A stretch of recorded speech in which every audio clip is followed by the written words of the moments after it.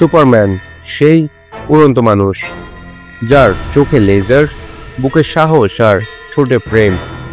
কিন্তু এই প্রেমটাই বোধহয় মেনে নিতে পারেননি ভারতীয় সেন্সর বোর্ড। সুপারম্যান লড়াই করেছেন অনেক ভিলেনের সাথে, কিন্তু তাকে এবার লড়াই করতে হবে ভারতীয় কাচির সাথে।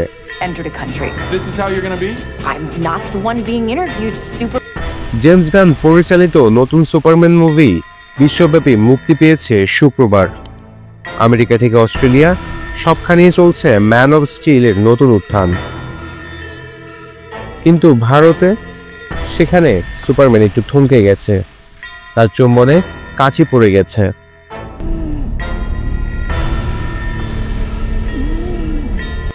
ভারতীয় সেন্সর বোর্ড সিবিএফসি সরাসরি কেটে দিয়েছে একটি 33 সেকেন্ডের চুম্বন দৃশ্য, যেখানে সুপারম্যান ডেভিড কারেন্সওয়ার্থ এবং রেচেল ব্রোসনাহান একান্ত মুহূর্তে ছিলেন। শুধু তাই নয়, কিছু সংলাপ এবং গালাগালির দৃশ্য মিউট করা হয়েছে, যাতে ইউনিভার্সাল অর অ্যাডাল্ট সার্টিফিকেট দেওয়া যায়। Not maybe. I did. CBSE এর ভাষ্যমতে এই অংশগুলো সংবেদনশীল এবং শারীরিক ঘনিষ্ঠতার জন্য প্রাপ্তবয়স্কদের উপযোগী, তাই সাধারণ শ্রোতার জন্য সেগুলো বাদ দেওয়া হয়েছে। কিছু নেটিজেনরা বলছেন এটা 2025 সাল, এখনো চুম্বন সিনে এত ভয়। টুইটার, ইনস্টাগ্রাম, রেডিট সবখানেই শুরু হয়েছে ঝড়। কেউ লিখছেন সুপারম্যান তো দুনিয়া বাঁচাতে পারে, কিন্তু ভারতীয় সেন্সর বোর্ডের হাত থেকে নিজেকেই বাঁচাতে পারেনি। কাচির সম্মুখীন হতেই হলো শেষমেশ। বিশ্বজুড়ে ভালো প্রতিক্রিয়া মিলছে এই ছবিটির।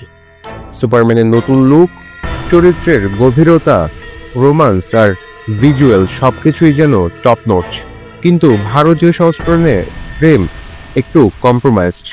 তবু ভক্তরা ভিড় করছেন প্রেক্ষাগৃহে, কারণ সুপারম্যান তো শুধু এক চরিত্র নয়, একটা অনুভূতি। এখন প্রশ্ন হলো, সেন্সর বোর্ড কি আজও দর্শকদের চেয়ে বেশি সংবেদনশীল? নিউজ ডেস্ক, নিকট টিভি।